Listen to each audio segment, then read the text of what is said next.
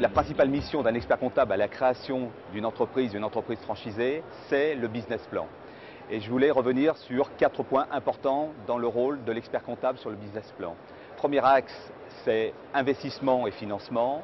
Deuxième axe, c'est le compte de résultats prévisionnels sur les 3 premières années.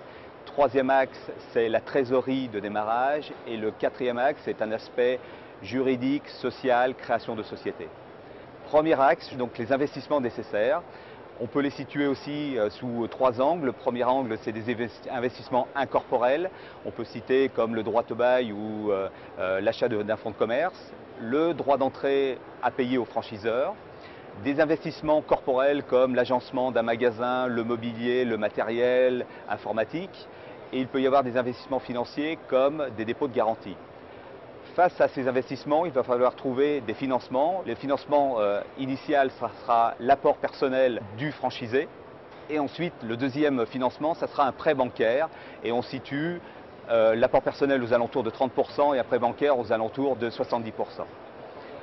Deuxième élément de ce budget prévisionnel, ça va être l'activité sur les 3 premières années.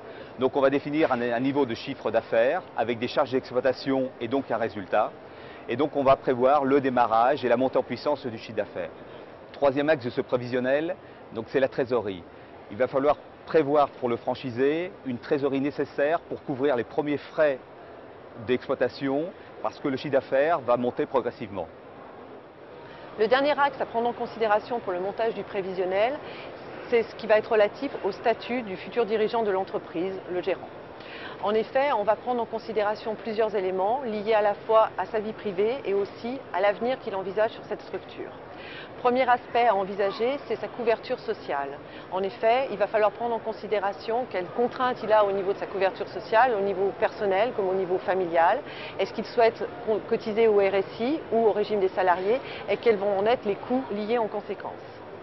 Deuxième aspect à prendre en considération, ça va être l'optimisation fiscale, à la fois de ses revenus d'activité, mais aussi pour ses revenus personnels, voire pour ses plus-values professionnelles. On a des régimes de fiscalité en France qui permettent différentes optimisations et avec des coûts très différents.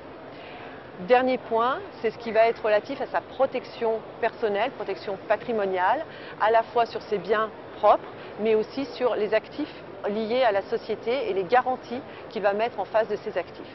Vous voyez que tous ces éléments doivent être pondérés pour choisir le meilleur choix de structure juridique possible, que ce soit une société, une entreprise individuelle ou, dans le cadre d'une société, différents modèles envisageables comme la SARL, la SAS et j'en passe.